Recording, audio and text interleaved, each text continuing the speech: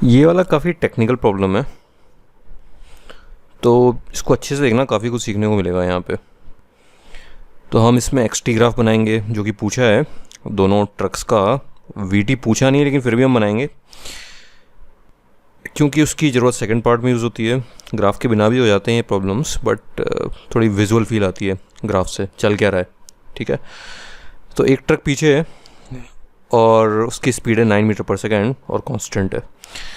दूसरा truck 40 metre आगे है और वो रेस्ट से शुरू करता है और उसका एक्सीलरेशन है 1 मीटर पर सेकेंड स्क्वायर। तो एक्सटी बनाना है दोनों का, और the two graphs intersect at 2 points, so we need to draw the conclusion from this.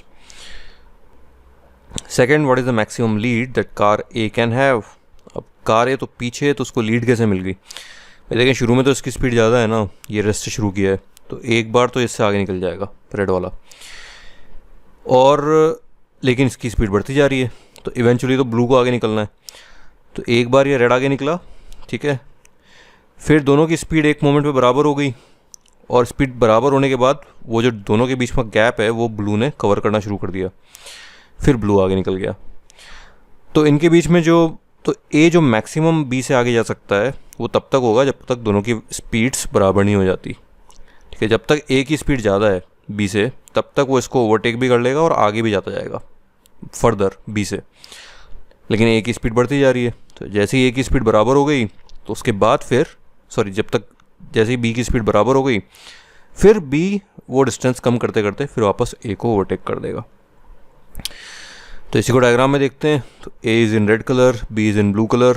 तो एक्स टी ग्राफ बना रहे हैं। तो इनिशियल पोजीशन रेड की 0 है, तो यहाँ से शुरू होगा रेड, और जो बी है वो ऑलरेडी 40 मीटर आगे है तो उसकी पोजीशन 40 है बी की। तो ये हैं दोनों की positions at t equal to 0।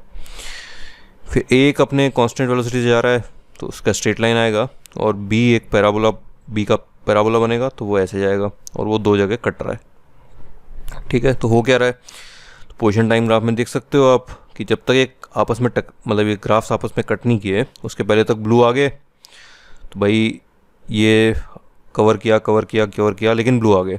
लेकिन जैसे ही इकट्ठे हो गए, वो ये वाला पॉइंट है, उसके बाद में रेड आगे निकल गया। तो ये ग्राफ में दिख ही रहा है। उसके बाद किसी भी टाइम पे रेड ज़्यादा है ब्लू कम है तो रेड की पोजीशन आगे, फिर और आगे गए, फिर ब्लू की स्पीड बढ़ती जा रही है ना, ब्लू का स्लोप देखो बढ़ता जा रहा है।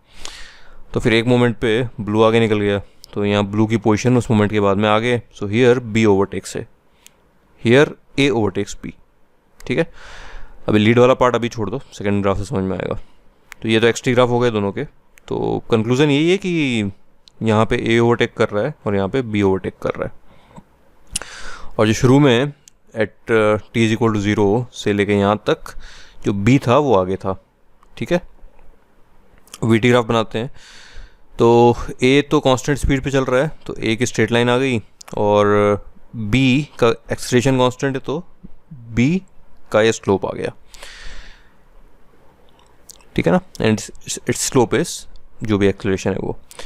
अब ये आपस में कहाँ काटेंगे? तो वहीं जहाँ पे वेलोसिटी इनकी सेम हो जाती है। तो जहाँ पे वेलोसिटी सेम हो जाती है वहाँ पे इस ग्राफ में अगर हम जाएंगे तो वहाँ पे दोनों का स्लोप सेम होना चाहिए। ठीक है, एक्स टी का जो स्लोप होता है वो वेलोसिटी होती है। तो ए की तो चलो फिक्स्ड है, कांस्टेंट है स्लोप, तो बी की वेलोसिटी भी ए जितनी हो गई, तो वो वाला पॉइंट है एक्स टी में जहाँ पर यहाँ पे वी टी आपस में कट रहे हैं। ठीक है, भाई इसमें वो पॉइंट दिख नहीं रहा है ऐसा कि किस टाइम पे दोनों की स्पीड सेम है, तो उसके लिए आपको स्लोप देखना है।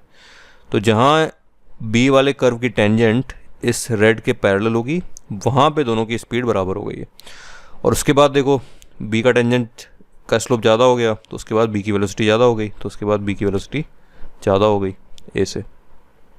ठीक है, तो ये पॉइंट आता कहाँ पे?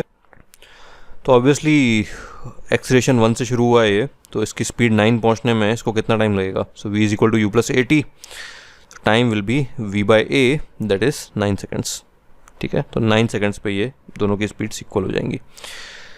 तो यहाँ पे ये बताया है कि पहले ये पीछे था, ए पीछे था, और इसकी स्पीड जो है वो कांस्टेंट है, और बी रेस्ट पे था, फिर बी ने एक्सेलरेट किया तो फाइनली ये आगे निकल गया ए से, और तब जो दोनों की स्पीड्स इक्वल हो गई उसके बाद में ये ब्लू ये डिस्टेंस बराबर करके आगे निकल जाएगा। तो ये मैक्सिमम लीड तब आएगी जब दोनों की स्पीड्स इक्वल होंगी। अब वो लीड है क्या? अब देखिए यहाँ पे इस ग्राफ में हमको जो एरिया होता है वो भी इंपॉर्टेंट हो जाता है। जो दोनों के बीच का एरिया वो क्या बताता है कि दोनों के बीच का जो डिस्टेंस है वो कैसे वेरी कर, ठीक है। तो डेल्टा एस बता रहा है displacement of one relative to other. ये एरिया बता रहा है displacement of A relative to B, ठीक है। तो अगर बी को रेस्ट पे रखें हम तो ए आगे कितना चल गया वो ये एरिया बता रहा है।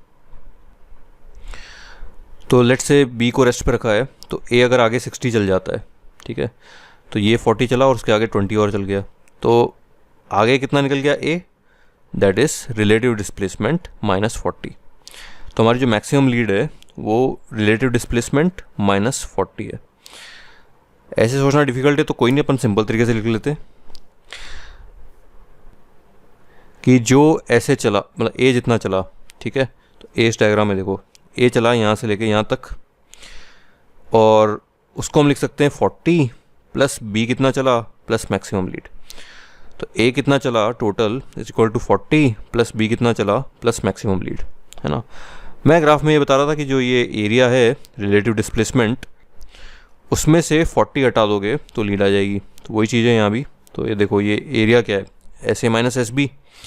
तो S A minus S B इस ट्राइंगल का एरिया है तो रिलेटिव डिस्प्लेसमेंट में से 40 घटा दोगे तब भी मैक्सिमम लीड आ जाएगी, ठीक है ना। तो चलें ट्राइंगल का area, so half this width into height, तो विड्थ है 9 और हाइट भी है 9, so half 9 into 9 -40 this gives 0.5, ठीक है।